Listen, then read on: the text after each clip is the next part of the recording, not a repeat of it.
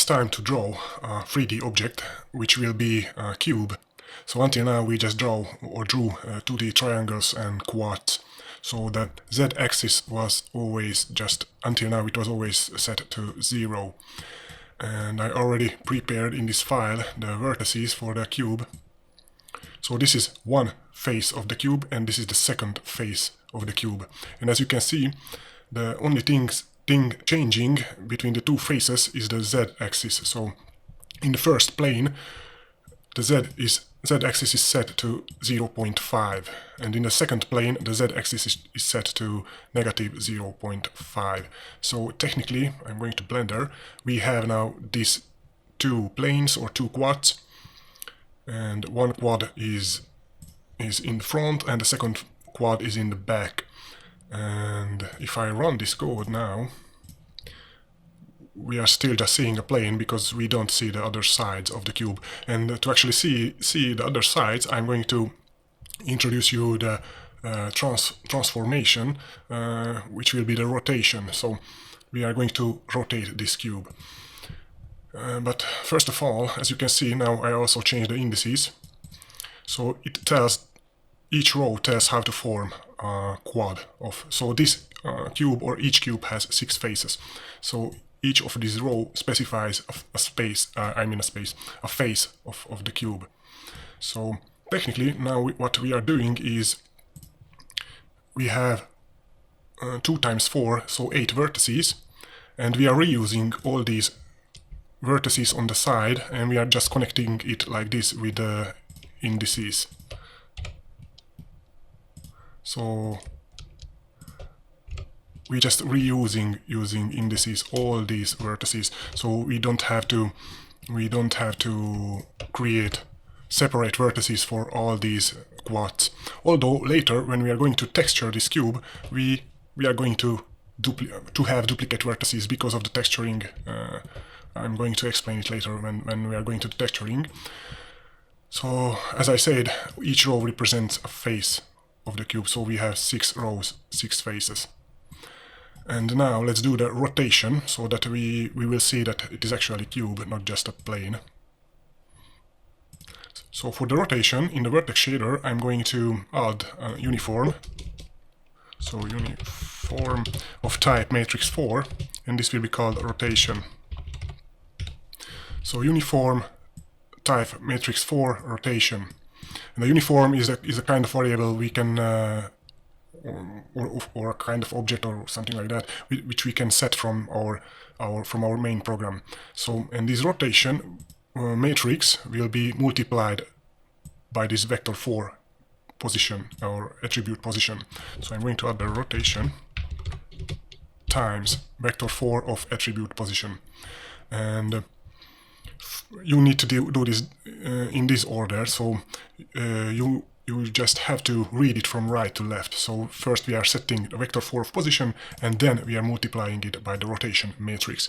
And of course this is the built-in gl_position variable in GLSL. So now that we have this rotation, we should get its location from the Vertex shader, and we can do this. So I'm going to do it, let's say here, after the GL clear color. I'm going to name it rotation underscore location, and this will be equal to GL get uniform location. So remember uniform and uniform here also. So get the uniform location from the shader program, and this uniform is called rotation. Rotation. So this should be the same. It should be the same name as we specified here in the Vertex shader. So rotation.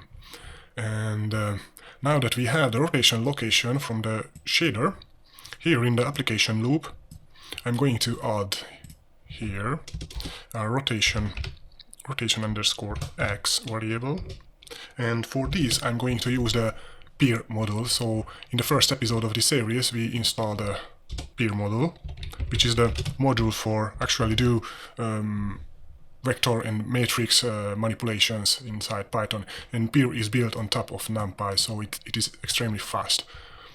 So now that we imported the pyrr here in the application loop, I'm going to use it to create the rotation matrix around the x-axis. So using the matrix 44 module inside pyrr, that from y or from x rotation, from _x rotation, and giving it a changing value. So to actually to actually have a changing value, we can use the glfw.get _time function. So glfw.getTime, and this will return the time, the changing time, so the time elapsed since the glfw init was called. And now let's upload this rotation matrix to the Vertex shader using the GL uniform matrix 4FV. Okay, so GL uniform matrix 4FV, here it is.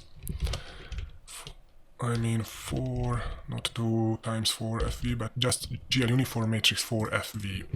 And first giving it the rotation location, so rotation location. Then we are uploading one matrix, and it should be transposed or not, so we are going to set it to GL false and giving it the rotation x. And let me see it. And now this cube rotates around the x-axis. It looks a little bit weird because we have to also enable the depth testing and also clear the depth buffer bit. So here, after the GL clear color, I'm going to enable the depth testing. So GL enable, and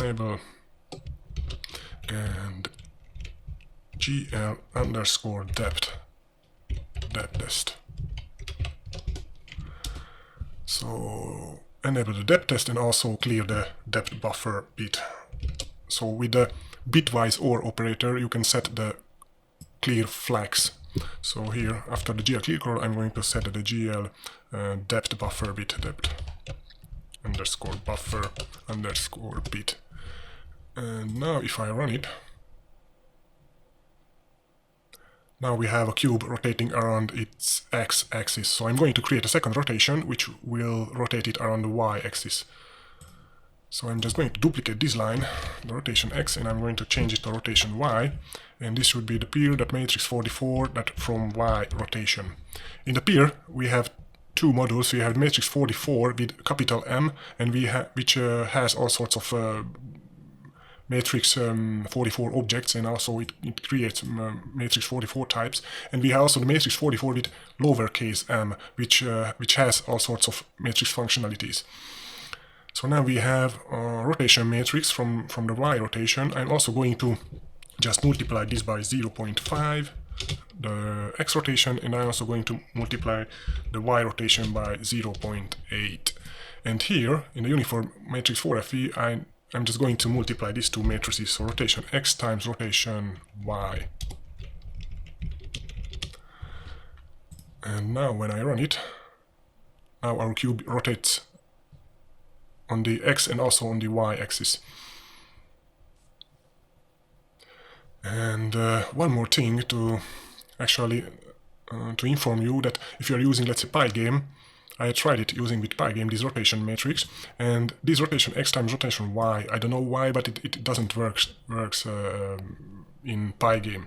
So I'm just going to show you, if you are using Pygame, how to do this. First I'm going to comment out this one and also comment out the third one, and you can also do the rotation with the @ symbol. So rotation x at rotation y, and this does the same, and it works also with Pygame. So, and the third way to actually multiply two pyrr matrices together is using the, I'm going to comment this out, is using the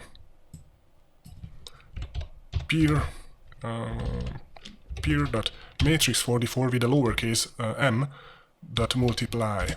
And this takes as two arguments, so matrix 1 and matrix 2. So I'm going to edit the rotation x and the rotation y.